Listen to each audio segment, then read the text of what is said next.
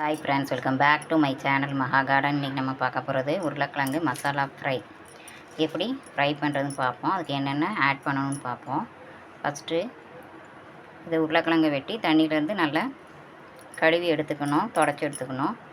அதோட கடலை மாவு ஒரு 50 கிராம் கடலை மாவு போட்டுட்டு லேசாக ஒரு 2 டீஸ்பூன் அளவுக்கு கார்ன் மாவு, சோள மாவு நல்லா மொறுமொறுப்பாக வரும். போட்டுட்டு அரிசி மாவு கொஞ்சம் போட்டுக்கணும். அரிசி மாவு ஒரு 2 டீஸ்பூன் எல்லாத்தையும் போட்டுட்டு பிசைஞ்சிட்டு காமிக்கிறேன். இது கூட சிக்கன் 65 பொடி, இந்த பொடியும் சேர்த்து நம்ம ஆட் பண்ண போகிறோம். கொஞ்சோண்டு லெமன் சேர்த்துக்கலாம்.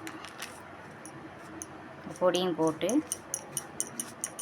இதுலேயே உப்புலாம் இருக்கும், வேணால் லைட்டாக கொஞ்சம் உப்பு போட்டுக்கலாம். இதோட கொஞ்சம் லெமனையும் சேர்த்துக்கிறோம்.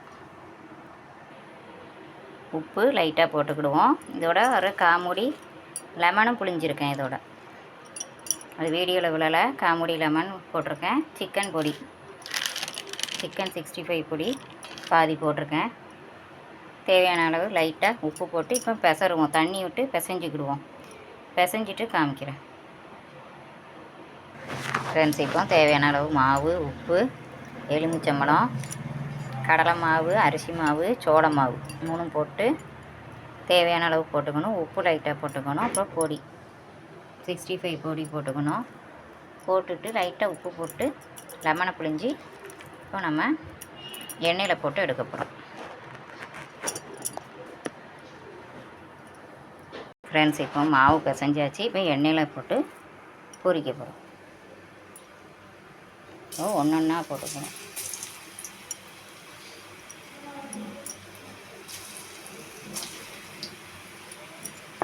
நல்லா அப்படியே உதுத்து போட்டுக்கிறோம்.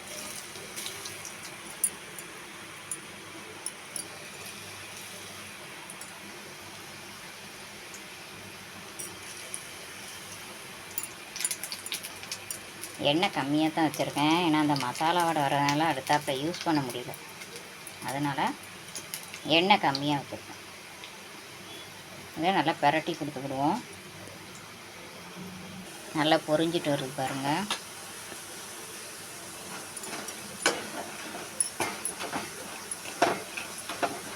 நல்லா அந்த வாசனை, மசாலா வாசனை நல்லாயிருக்கு. நல்ல ப்ரௌனிஷ் ஆனோடனே இதை எடுத்து தட்டில் மாற்றிக்கிடுவோம்.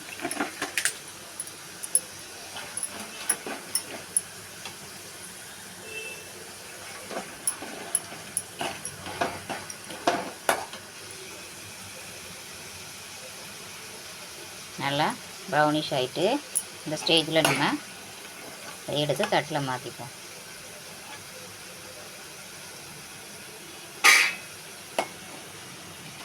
நல்லா சவுண்டு நல்லா கேட்குது பாருங்கள். நல்லா மொறுமொறுப்பாக இருக்கும்.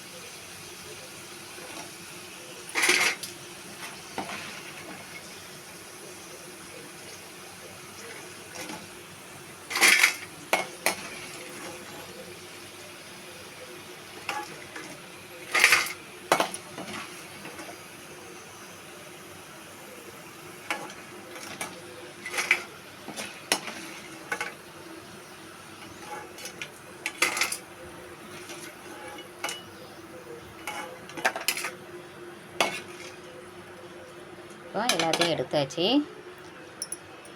இதே மாதிரி நீங்களும் ட்ரை பண்ணி பாருங்கள். நல்லா மொறுமொறுப்பாக இருக்கு பாருங்கள். அந்த சவுண்டு கேட்குது பார்த்தீங்களா? நல்லா மொறுமொறுப்பாக வரும்.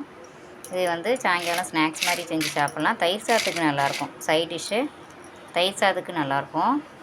நீங்களும் இதே மாதிரி ட்ரை பண்ணி பாருங்கள். சுவையான மசாலா உருளைக்கிழங்கு ஃப்ரை ரெடி. ஓகே ஃப்ரெண்ட்ஸ், இந்த வீடியோ பிடிச்சிருந்தால் லைக் பண்ணுங்கள், ஷேர் பண்ணுங்கள், கமெண்ட் பண்ணுங்கள். என்னோடய சேனலை மறக்காமல் சப்ஸ்கிரைப் பண்ணி பாருங்கள். Okay, thank you.